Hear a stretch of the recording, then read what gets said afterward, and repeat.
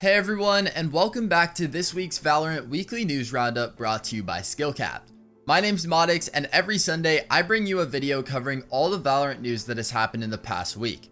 This news roundup will be a bit different from all the others because this week we received a full patch from Riot. We haven't gotten one of these since Act 2 release just over a month ago, and in this patch there were plenty of agent changes. So today we're going to be talking about how these changes might shake up the competitive scene, but we also have huge news on some new things coming to Valorant, and let's just say you Reaver skin fans might want to stay tuned.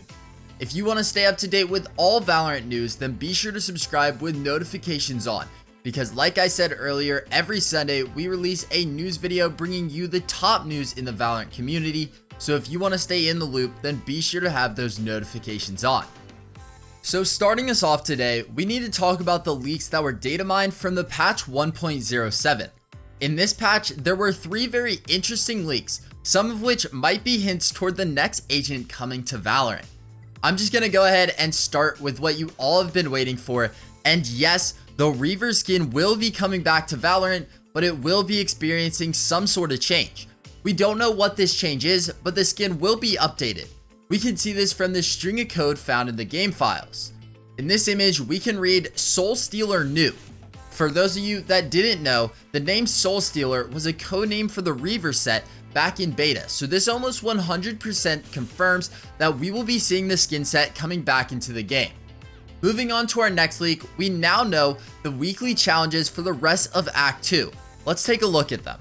So taking a look at week 6, we can see that the challenges will be get 45 headshots, purchase 200 items, and use your ultimate 40 times. Doing all of these challenges will grant you 44,550 XP. Moving on to week 7, the challenges get a bit easier and they are deal 25,000 damage, play 150 rounds, and lastly use 200 abilities. All of these challenges will go ahead and give you 48,600 XP. Just a heads up, the next week's challenges will be pretty similar to week 6, as you need to get 45 headshots again, while also killing 125 enemies and playing 10 games. For this week, if you're able to just focus up and aim for the head, you should be able to complete all of the challenges during the 10 games that you have to play. If you complete all these challenges, you will get 56,700 XP. Now for week 9, we get a bit of a mix up with challenges of defuse / plant the spike 40 times, use 200 abilities, and use your ultimate 40 times. Sadly, these challenges won't be able to be completed as fast as the previous weeks, but you'll still get a decent XP reward of 56,700 XP, which is the same amount as in week 8. So now this leaves us with only 1 week left, and for the final weekly challenges, we have deal 25,000 damage, play 10 games, and use 200 of your abilities. In total, these challenges will grant you, once again, 56,700 XP. So take all this information as you will and plan accordingly if you want to level up that battle pass as fast as possible. Now for our final leak in this news roundup, we have an audio file that might be a hint towards the next Valorant agent coming with Act 3. So inside the test audio for designers game file folder, this string of code was found. It reads, play dogbot dog ball land. So I don't really know what this is hinting towards, but our next agent might have a pet dog that comes into battle with them. This is a very far-fetched idea, but by the sound of the audio file, it seems as though it could be a possibility. Well, that's all the new leaks that we have for right now, but we are less than a month away from the next Valorant Act update, so be prepared to hear more info on the next agent coming very soon. So to finish out this Valorant news roundup, we're going to take a few minutes to talk about some of the esports news that have surfaced in the past week. We all know that every esport organization is competing to be the best of the best, so teams are constantly switching out players to find the best fit. Well, one of the teams that were very dominant back in the beta was T1. We touched on T1 in our last weekly news video as Skadoodle removed himself from the Pop Flash T1 roster. He did this so that he was able to take a bit more time to learn more agents in Valorant. In the end, T1 performed very badly and tied for last place after losing to Immortals and Envy. Many fans weren't too happy about this, and on September 3rd, T1 put out this tweet informing fans that Food and Crashies were both leaving the team. There wasn't any more information, but now there are two very strong Valorant players on the free agents list. Just keep this in mind while we switch topics and talk about 100 Thieves. So a few weeks ago, 100 Thieves dropped the majority of their roster, leaving only Hiko, their captain. The goal was to build a powerful team that Hiko could play with and win championships. This was why they went ahead and signed Nitro, a very strong ex-CS pro. I know this is all old news, but on September 4th, 100 Thieves announced their third signee, Steel. Let's take a quick look at this clip of Hiko's reaction to the announcement. Sometimes Steel.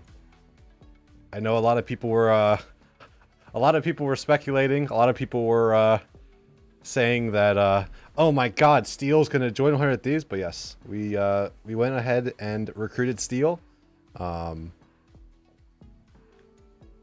personally am very excited to play with Steel. I think that the core of me, Steel, and Nitro, we have some really big brains on the team right now, and a lot of experience when it comes to playing the game, when it comes to being in-game leaders. All three of us were in-game leaders at one point of our career, and the role that Steel is going to be playing, at least for what we've been practicing and trying out, he's going to be a Sentinel. He's been playing a lot of Cringe Joy and a lot of, I guess not Cypher, but he's been playing a lot of Cringe Joy for us. So it sounds like 100 Thieves has a very solid core 3, but just think for 1 second what would happen if they went ahead and signed Food and Crashies. That team sounds so overpowered, but who knows? I guess for now we'll just have to wait and see who fills up those last 2 spots for 100 Thieves. And as easy as it sounds to just sign 2 players, it really isn't, because new advancements are happening surrounding CSGO players switching to Valorant. Here's a tweet by Jake Lucky explaining what exactly is going on. I can confirm, apparently several top Valorant pros will be revealed in ongoing CSGO investigations for match fixing. The debate right now being, should their punishments carry over from CSGO to their new game Valorant? So what do you think about this? Should these players get punished even if they don't play CS anymore? Be sure to let us know your thoughts in the comments of this video.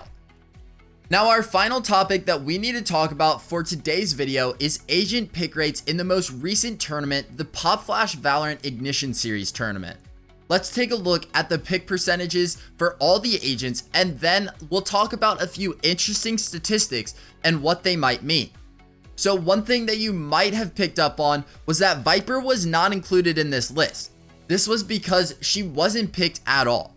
So this makes her the least picked agent of the tournament, and that's not too good considering the devs try to fix this in the patch prior to patch 1.07.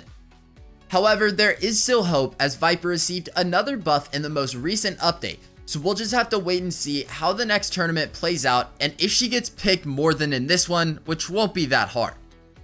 Now, another agent that we need to watch is Breach, because just like Viper, he received a buff in patch 1.07, and in it, he got 3 flashes instead of 2. I have already seen more players running Breach in normal Valorant matches, but it will be interesting to see how the pros react to this change, because to be honest, a 6% pick rate is not good at all. Moving to the other side of pick rates, we can see that pros still favor Cypher as the best Valorant agent, because once again, he has the highest pick rate coming in at 99%. This seems to be happening every single tourney, so I wouldn't be surprised if a Cypher nerf isn't talked about in the future. Sage used to have this same problem, and in this tournament, her pick rate dropped to 38%. And we have to keep in mind that this tournament was played before patch 1.07, where she was nerfed even more. This might result in an even lower pick rate in the next major tournament played. So we've already covered a good bit of statistics, but one stat that many players don't think about is how different agents compare to each other. For example, when we look at pick rates between smoke characters, we can see that Omen has the highest with 87%. When you compare this to Brimstone with 14%, we're able to tell that Omen is solidifying his spot in team comps as a smoker for the team. This is one of the many ways that the Riot devs look at the pick rates to determine agent changes, so I hate to break the news to all you Omen mains out there, but you might find Omen nerfs coming in the next update. Of course, in the end, it's the devs' decision, so we'll just have to wait and see what the next patch brings. Well, that's going to go ahead and wrap it up for this week's Valorant Weekly News Roundup. And if you enjoyed today's video, then be sure to like the video and subscribe with notifications on, because every Sunday we release a weekly news video talking about all the news happening in the Valorant community. Thanks so much for watching all the way through this video. I'm Modix signing off, and I will see you all in the next one.